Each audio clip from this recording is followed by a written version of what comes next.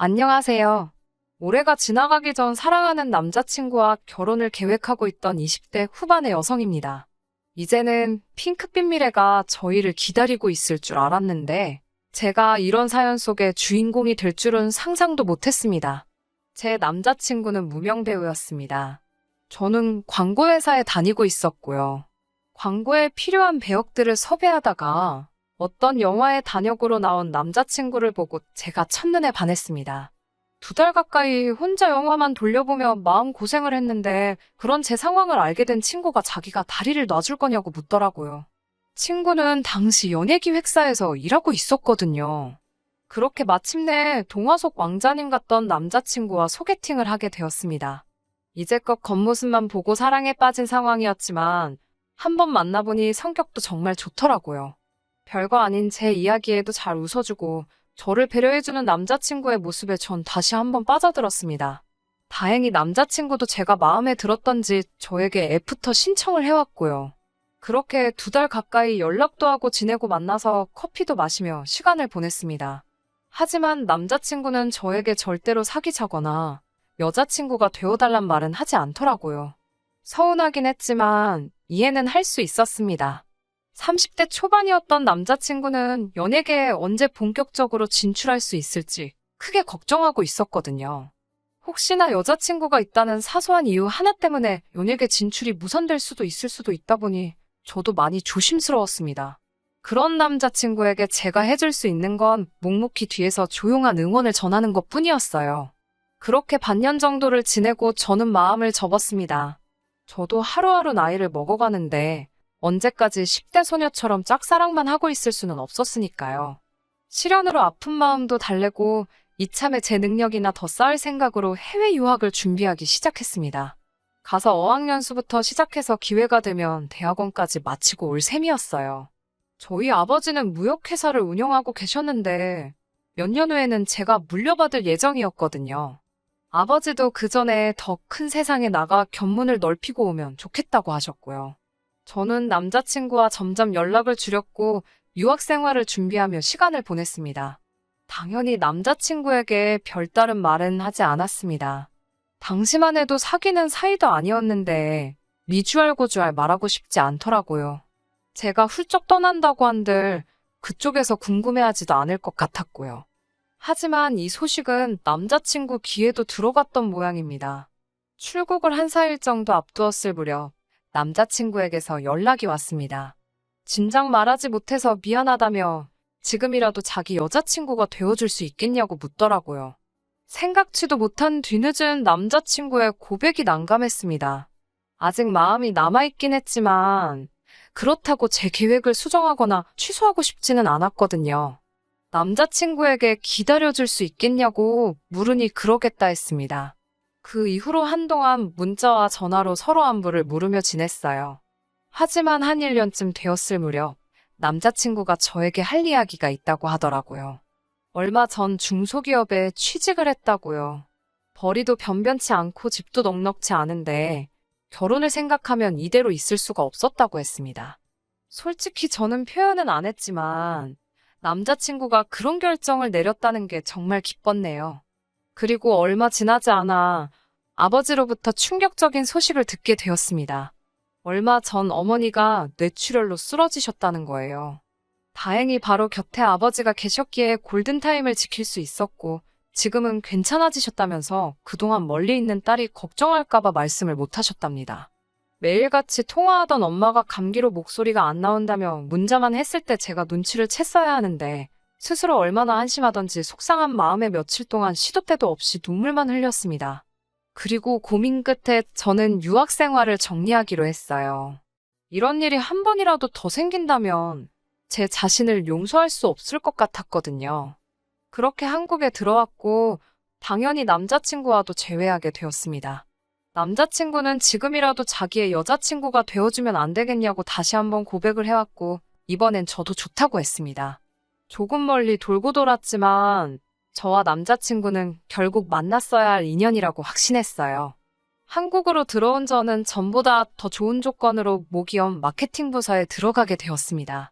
복지나 수입 모든 면에서 월등히 좋은 조건이었는데 남자친구는 그런 저와 자신을 비교하면서 자존심이 많이 상한 눈치였어요. 제 입장에선 제가 사회생활을 더 오래 했으니 당연한 일이었는데 말이에요. 그리고 남자친구는 저희가 정식으로 사귀고 얼마 지나지 않아서부터 계속해서 결혼하자는 말을 입에 달고 살았습니다. 자기는 저와의 미래를 위해서 배우라는 꿈도 버리고 평범한 인생을 선택했다면서 말이에요. 저와 결혼하지 못하면 자기 인생은 아무런 의미가 없다고 하더라고요. 저는 그때만 해도 남자친구가 저를 너무 사랑해서 하는 말이라고 생각했지 크게 의미를 두지는 않았습니다. 그리고 솔직히 저를 위해서 자기의 미래를 포기했다는 말은 부담스러웠고요. 결국 사귄 지 1년 정도 지났을 무렵 저희 아버지께서 남자친구를 한번 데려와 보라고 하시더라고요. 그리고 결과적으로 저희 아버지나 어머니 두 분 다 남자친구를 정말 마음에 들어 하셨습니다. 인물도 좋고 말투도 서글서글하다며 저를 많이 좋아하는 게 느껴져서 너무 좋다고 하셨습니다. 사랑하는 사이에 이런 비교를 하는 것이 옳지 않다는 것은 알지만 남자친구의 집안이나 학벌 같은 조건들이 저에 비해서 많이 부족한 것이 사실입니다. 하지만 저희 부모님께선 돈이란 있다가도 없고 없다가도 있는 거라며 아직 한참 젊은 사람이니 이제부터 벌면 된다 하시더군요. 아버지는 한술 더 떠 저와 결혼하면 사위도 아들이다 생각하고 사업을 가르쳐야겠다고 하시더라고요. 결혼하고 나서 원하면 지금 다니던 회사는 그만두고 아버지 회사에 들어오라고 하시면서요. 생각지도 못한 아버지의 발언에 저도 어머니도 놀랐지만 그 정도로 남자친구가 마음에 드셨던 모양입니다. 제 입장에서도 저와 사귀는 사람을 부모님이 좋아하시니 기쁘고 뿌듯하고 만감이 교차하더라고요. 이제 어려운 관문은 다 통과했다 싶었습니다. 제 자만일지 모르지만 남자친구 식구들이 절 싫어할 리가 없다고 생각했어요. 하지만 제 상상은 남자친구 집에 인사를 간 날 와장창 깨져버렸습니다. 남자친구는 당시 대학로에서 자취를 하고 있었고 본가는 지방에 있었어요. 남자친구는 차가 없었기 때문에 제가 남자친구를 차로 태워서 남자친구 본가까지 3시간 거리를 운전해서 갔어야 했습니다. 둘이 어디 나들이 나간다고 생각하니 하나도 피곤하다고 생각하지 않았습니다. 남자친구가 저희 집에 인사 올 때 케이크하고 꽃바구니를 사왔기에 저도 동일하게 같은 걸 준비하려고 했는데 남자친구가 자기 어머니는 과일은 별로 안 좋아하시고 차라리 고기를 사가는 게 좋겠다고 하기에 구이용 한우 선물 세트를 샀고 아버지는 양주를 좋아하신대서 고기를 사러 간 김에 양주도 같이 한 병 샀습니다. 남자친구가 이 정도면 자기 부모님이 저를 좋아할 거라고 하더군요. 아침 일찍 출발했지만 도착하니 점심때가 다 되었더라고요. 남자친구 어머님께서는 제 손에 들린 선물을 보시더니 마침 집에 먹을 것도 없었는데 잘 됐다며 고기나 구워 먹자고 하시더군요. 그러더니 저더러 고기 잘 굽냐고 물어보셨어요. 당황스러웠지만 못한다 소리를 못해서 할 수 있다고 얼버무렸습니다. 그러자 어머님께서 부잣집 아가씨라면서 고기도 구울 줄 아냐고 물어보시더라고요. 부잣집 아가씨란 호칭은 어디서 나온 건가 싶었는데 남자친구가 갑자기 왜 그런 걸 시키냐며 자기가 한다고 들더라고요. 그러자 남자친구 어머님께서 그러다 얼굴에 기름이라도 튀면 어쩌냐며 너는 하지 말라고 남자친구를 말리시더라고요. 남자친구도 그러자 좀 주춤하는 눈치였어요. 결국 제가 고기를 굽게 되었는데 긴장한 탓인지 첫 판부터 태워 먹고 말았습니다. 그러자 어머님께서 이 아까운 고기를 다 태웠다며 못하면 못한다고 하지 왜 한다고 나서가지고 이 사단을 만드냐고 무안을 주시더라고요. 저도 저대로 열심히 해보려고 한 건데 안 좋은 소리만 들으니까 표정 관리가 잘 안 되었어요. 그런 제 기분을 아시는지 모르시는지 어머님께서는 연신 질문을 하셨습니다. 너네 부모는 왜 너 하나만 낳았냐? 너네 아버지가 사업한다면서 그럼 한 달에 얼마나 벌어오냐? 너네 어머니는 집에서 노냐? 이런 질문들이었습니다. 질문의 수준도 충격적이었지만 계속해서 너 혹은 너네라고 지칭하시는 게 너무 거슬리더라고요.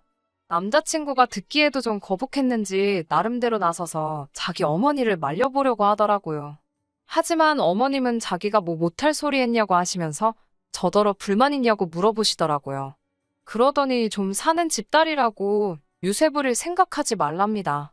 듣자 하니 당신 아들 대릴 사위로 부릴 생각인가 본데 너네 부모한테 꿈깨라고 전하라고도 하셨어요.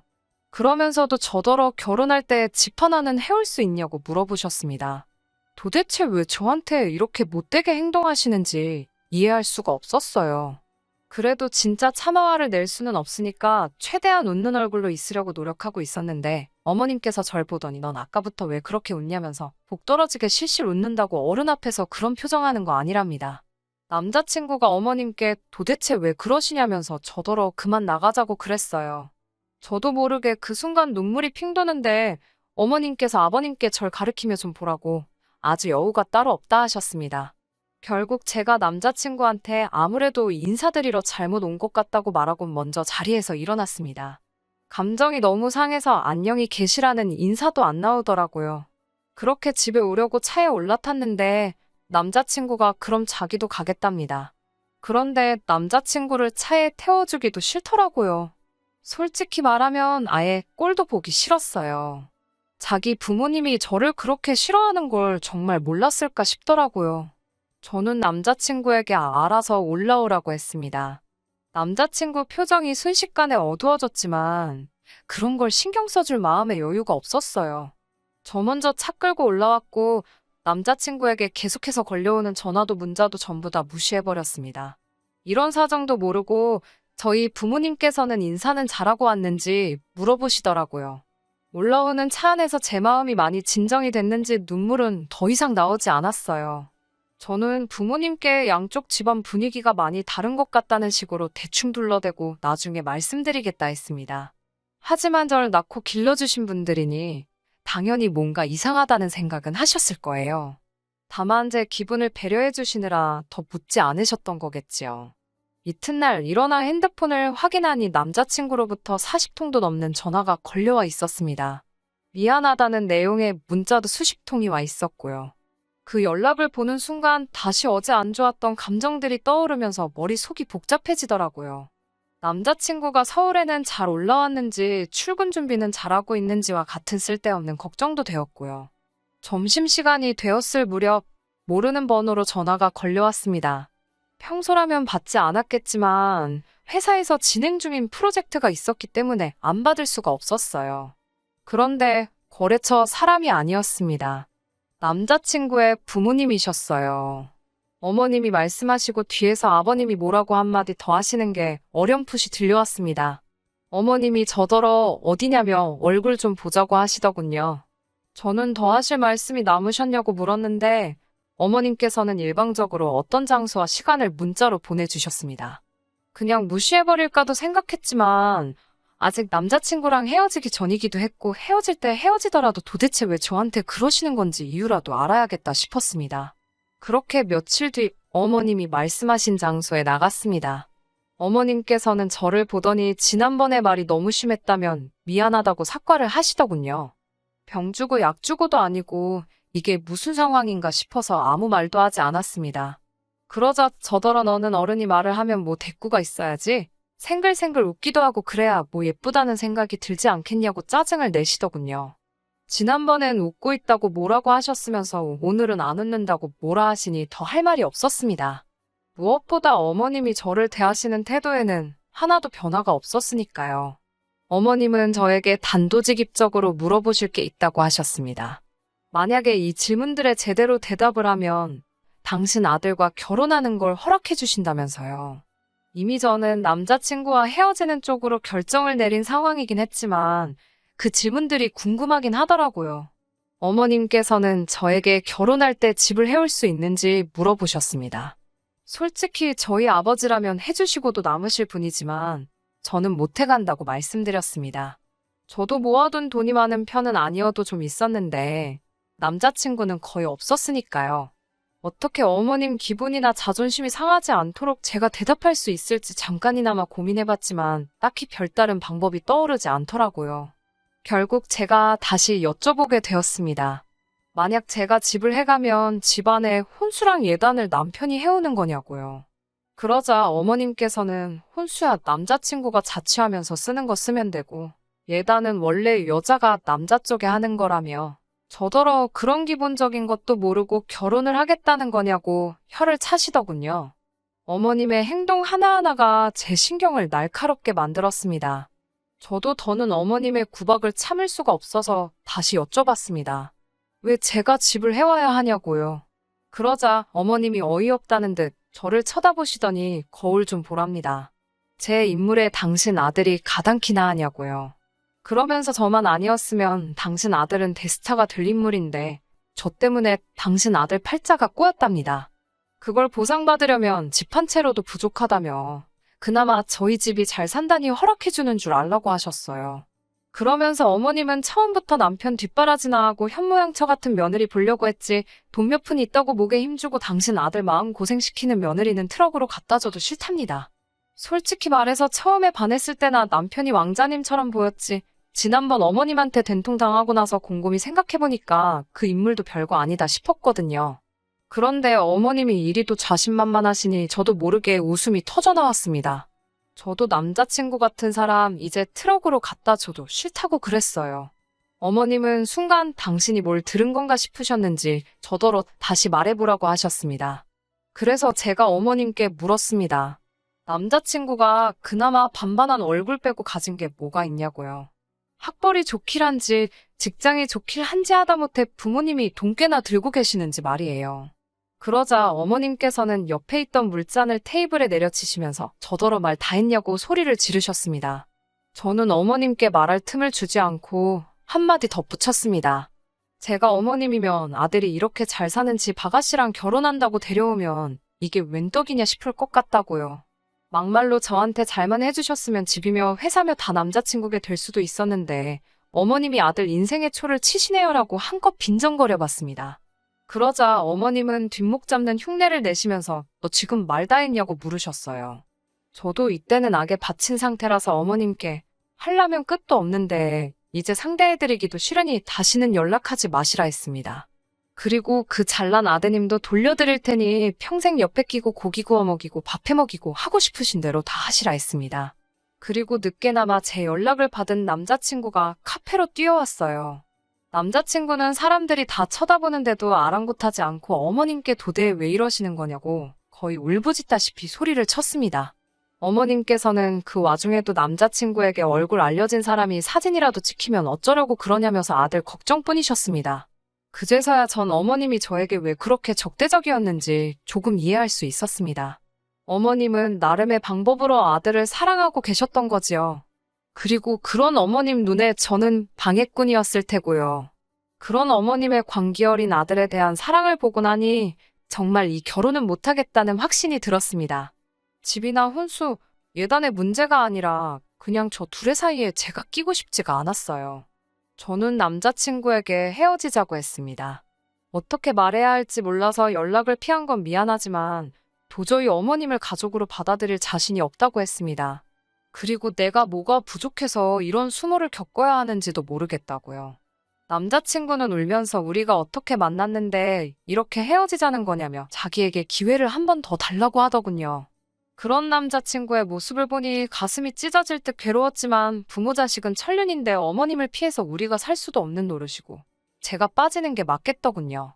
그렇게 결국 남자친구와 헤어졌습니다. 남자친구는 저와의 이별로 인한 충격 때문인지 회사를 그만뒀다고 하더군요. 그 소식을 전해온 건 다름 아닌 남자친구의 어머니셨습니다. 여전히 이 모든 게 저 때문이라며 책임지라고 하시대요. 지금이라도 집에 와서 결혼하랍니다. 그러면 당신이 그동안 있었던 일은 눈 감아 주신다고요. 저는 괜찮다고 이제 마음 다 정리됐다고 알려드렸습니다. 그러자 남자친구 어머님 목소리가 몹시 당황한 것처럼 들렸습니다. 저는 더 하실 말씀 없으시면 끊겠다고 정중히 인사를 드리고 수화기를 내려놓았습니다. 그 이후로 더는 소식을 듣지 못했네요. 지금은 저 역시 다시 해외로 나갈 준비를 하고 있어요. 속사정을 모르시는 친정 부모님께서는 헤어졌다는 제 이야기에 안타까워하셨지만 그래도 당신 딸이 새로운 도전을 다시 시작하겠다니 멋지다며 잘해보라 응원해 주셨어요. 운명의 짝이라고 생각했던 남자친구와 이렇게 헤어지고 나니 솔직히 눈물도 나지 않고 마음이 헛헛하고 씁쓸하기만 하네요. 그래도 과거에 매어 살 수는 없잖아요. 행복하게 살도록 노력하겠습니다. 끝까지 들어주셔서 감사합니다. 오늘의 사연은 여기까지입니다. 구독과 좋아요, 알람 설정 부탁드리고 더 좋은 사연으로 다시 찾아뵙겠습니다. 감사합니다.